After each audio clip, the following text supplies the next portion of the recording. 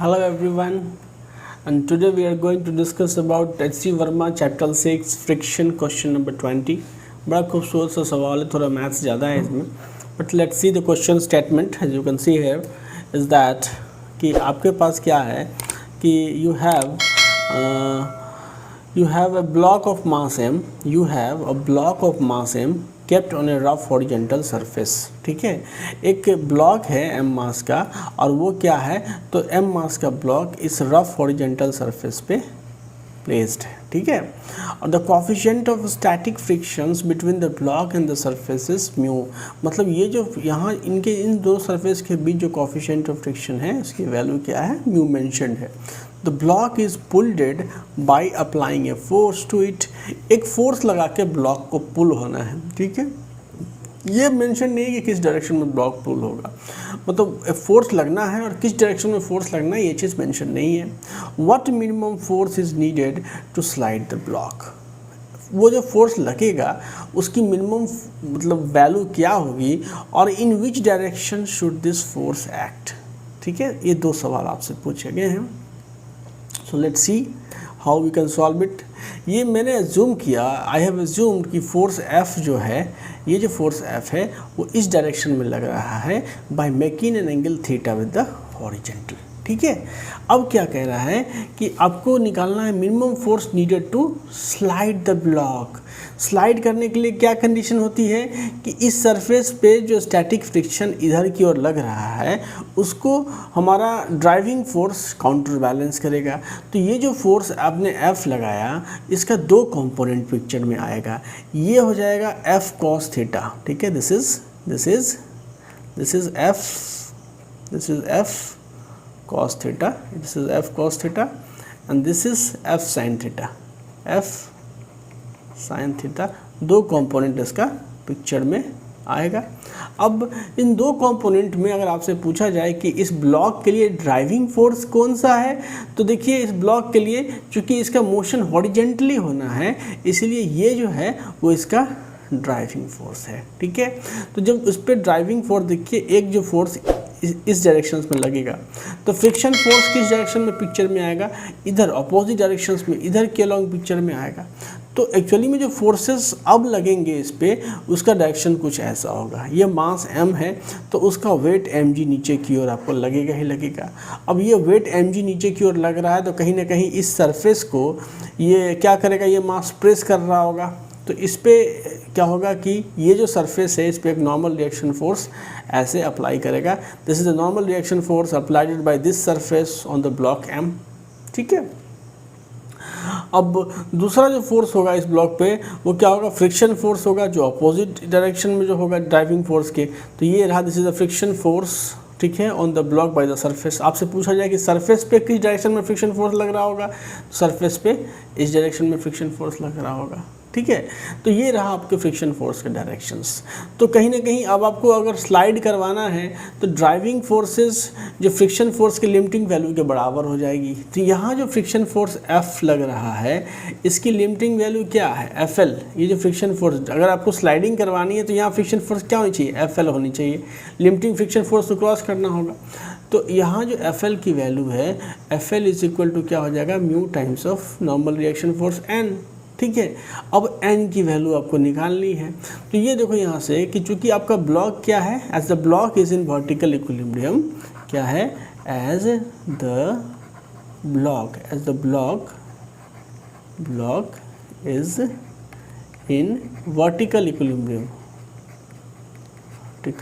Equilibrium. तो क्या होगा, वर्टिकल फोर्सेस काउंटर बैलेंस हो जाएंगे. तो वर्टिकली नीचे की ओर mg एक फोर्स लग रहा है. ठीक है, और एक अपवर्ड डायरेक्शंस में n लग रहा है और एक F sin थीटा लग रहा है. तो कहने का मतलब क्या हो गया कि जो सेम डायरेक्शन का फोर्स है जैसे n हो गया प्लस यहाँ पे F sin थीटा हो गया and this is equal to क्या हो गया, तो mg हो गया. तो यहाँ से कहीं ना कहीं आप n की वैल्यू निकाल सकते हो. Normal reaction force n is equal to mg minus F sin theta. और इसीलिए जो लिमिटिंग फ्रिक्शन फोर्स जो यहाँ है, ये जो लिमिटिंग फ्रिक्शन फोर्स आप देख रहे हो इसकी वैल्यू क्या हो जाएगी, तो लिमिटिंग फ्रिक्शन फोर्स की वैल्यू हो जाएगी FL is equal to mu times of mg minus F sine theta. ठीक है, तो ये आ गया आपको लिमिटिंग फ्रिक्शन फोर्स की वैल्यू। अब चूंकि क्या होना है, एज स्लाइडिंग होना है, क्या है, स्लाइडिंग ऑफ द ब्लॉक। तो स्लाइडिंग के लिए जो मिनिमम ड्राइविंग फोर्स निकालने के लिए क्या होगा कि ये जो फोर्स है ये इस फ्रिक्शन फोर्स को काउंटर बैलेंस कर देगा तो भी स्लाइडिंग होगी। ठीक है, आप स्लाइडिंग इससे ज़्यादा फोर्स जो आप एफ फोर्स लगा रहे हो, ठीक है ना, तो इस फोर्स का जो ये कंपोनेंट है जब इस लिमिटिंग फ्रिक्शन को काउंटर बैलेंस करेगा तभी स्लाइडिंग होगी। तो for sliding of the block आप क्या लिखोगे, आप लिखोगे सिंपली क्या चीज़ की जो ये ड्राइविंग फोर्स है F cos theta and this is equal to यहाँ से friction force, limiting friction force F L, जिसकी वैल्यू आपने निकाल रखी है म्यू, यहाँ से एम जी माइनस यहाँ से एफ साइन थीटा। तो जब आप यहाँ से अब इस इक्वेशन को जब इक्वेट करोगे तो एक्चुअली में ये क्या हो जाएगा, एफ कॉस थीटा और यहाँ से म्यू एफ साइन थीटा इधर चला जाएगा, तो mu F sine theta and this is equal to क्या चीज़, तो म्यू टाइम्स ऑफ यहाँ से एम जी। तो यहाँ से जब एफ कॉमन लोगे तो ये क्या हो जाएगा, कॉस थीटा प्लस यहाँ से mu sine theta and this is equal to mu times of M G. तो यहाँ से जो एफ की वैल्यू होगी वो क्या हो जाएगी, तो mu M G by cos theta plus mu sine theta. ठीक है, तो ये तो फोर्स की वैल्यू आ गई कि ये फोर्स की वैल्यू जब ये होगी तो आपका स्लाइडिंग स्टार्ट हो जाएगा। लेकिन जब मिनिमम फोर्स निकालनी है, मतलब अगर आपको एफ मिनिमम निकालना है, और एफ मिनिमम कब होगा, जब नीचे वाला जो वेरिएबल आप देख रहे हैं ये अपने मैक्सिमम वैल्यू को होगा। तो फॉर एफ मिनिमम तो cos theta plus mu sine theta की वैल्यू क्या होनी चाहिए, इसकी वैल्यू यहाँ से मैक्सिमम होनी चाहिए। ठीक है, अब इस फंक्शन की, ये जो फंक्शन है इसका मैक्सिमम वैल्यू इक्वेट करो और ये मैक्सिमम वैल्यू निकाल के इस इक्वेशन में डालोगे तो आपको एफ मिनिमम की वैल्यू हो जाएगी। तो चलिए हम लोग इसको नेक्स्ट स्लाइड में देखते हैं। तो आपने निकाला क्या चीज़ कि जो फोर्स ऑफ एफ की जो वैल्यू आई वो क्या आ गया, म्यू एम जी बाई क्या थी इसकी वैल्यू, mu M G by cos theta plus mu sine theta, mu M G by cos theta plus mu sine theta. तो हमने माना कि ये कोई फंक्शन मान लिया, मान लो कि ये फंक्शन हो गया, इसको हमने माना कोई ये फंक्शन एफ है। ठीक है, ये एफ थीटा है। ठीक है, तो इसको आप लिखो यहाँ से कि F is equal to cos theta plus mu sine theta. अब मैं क्या करता हूँ कि इस फंक्शन को ऐसा लिखता हूँ कि root under mu square plus 1 और इसको अंदर ले लिया और यहाँ क्या लिखा, मतलब मैं मल्टीप्लाई कर रहा हूँ, ऊपर नीचे डिवाइड कर रहा हूँ, तो कॉस थीटा बट्टा root under mu square plus 1 और जोड़ mu by root under mu square. एक तो आपका डिफरेंशिएशन मेथड से भी मैक्सिमम मिनिमा निकाल सकते हो, लेकिन ये केसेस में इससे अप्रोच कर रहा हूँ क्योंकि ये बहुत आसान हो जाता है।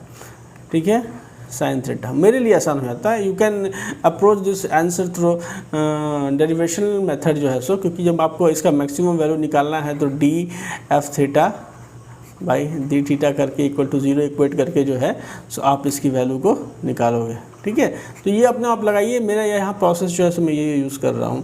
तो अब देखो यहाँ से क्या चीज़ की कॉस्ट, ये क्वेश्चन आया, अगर आप इसको काटोगे तो सिमिलर आप इसी को अचीव करोगे, यू विल अचीव दिस ना, जब आप काटोगे तो अब आप देखो कि आप एक ट्रायंगल बनाओ।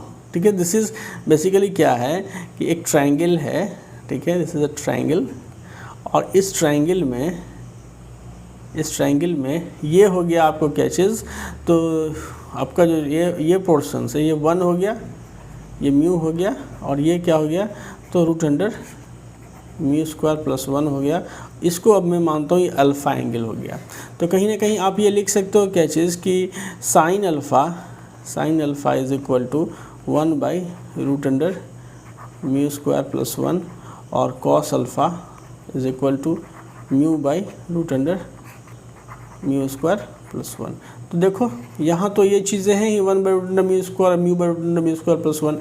तो मैं सिंपली जब इसको लिखूँगा तो क्या लिखूँगा, this should be written as ये रूट अंडर यहाँ से म्यू स्क्वायर प्लस 1, और ये जो चीज़ है ये क्या हो जाएगा, sine alpha into cos theta plus यहाँ से कॉस अल्फ़ा इंटू यहाँ से साइन थीटा।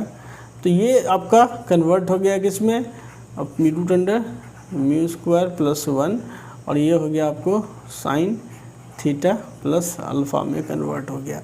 अब बताओ कि ये जो फंक्शन f है इसकी मैक्सिमम वैल्यू अब क्या होगी, f मैक्स। ये मैक्सिमम कब होगा, तो जब इसकी वैल्यू जो है वो क्या हो जाएगी 1 इक्वल टू 1, क्योंकि साइन थीटा का मैक्सिमम वैल्यू कितना होता है 1 होता है। तो इसकी मैक्सिमम वैल्यू कितना हो जाएगी, इसकी जो मैक्सिमम वैल्यू है, इसकी जो मैक्सिमम वैल्यू 1 हो जाएगी, मैक्सिमम वैल्यू 1 हो जाएगी। तो बेसिकली एफ मैक्स जो इस फंक्शन का मैक्सिमम वैल्यू निकला root under mu square plus 1, और ये निकला। तो अब आपने तो इसका मैक्सिमम वैल्यू निकाल दिया। तो अब आप ये एक्चुअली में एफ मीन क्या होगा, ये एफ मीन जो था वो इसका मैक्स वैल्यू होगा, तभी ना एफ मीन निकलेगा। इसलिए मिनिमम फोर्सेस क्या हो जाएगा, F mean minimum forces equal to mu M G by root under यहाँ से mu square plus 1। So this is the minimum force needed to slide the block on the surface. अब दूसरा सवाल कह रहा है कि एंगल क्या होगा, एंगल ऑफ फोर्स क्या होगा, एंगल ऑफ फोर्स क्या होगा।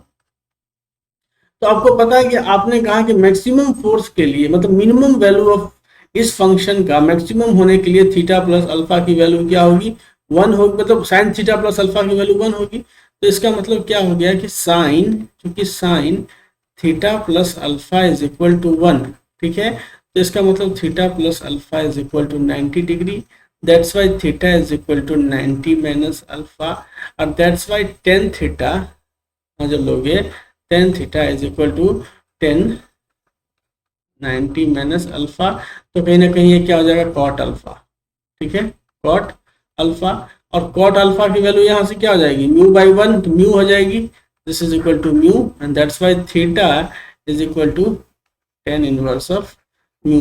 तो कहीं ना कहीं आपको जो फोर्स अप्लाई करना होगा वो मिनिमम फोर्स, ये जो थीटा 10 इनवर्स म्यू आया वो इस चीज का ध्यान रख रहा है कि आपको मिनिमम फोर्स ही अप्लाई करना है स्लाइड करने के लिए, इसलिए थीटा की वैल्यू 10 इनवर्स म्यू आई।